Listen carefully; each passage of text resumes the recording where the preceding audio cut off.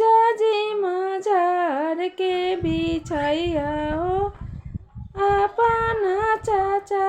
जाजी मजार के बिछैया हो अनजानो पापा अवतारे साजना लोग जी अवतारे साजना लोग जी। जाजी माँ बैठी है बातचीत करी है खबरे बबुआ के मांगा जी खबरे बबुआ के दहेज जी।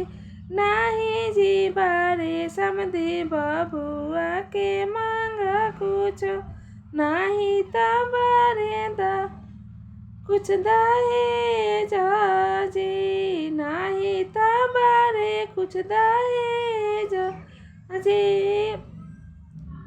ये मोरा जे बबुआ के रेलवे के नौकरिया जी मोरा जे बबुआ बारे हो साहेब जी कुछो ना चाही दहेज जी कुछो ना चाही दहेज जी आपन दहेज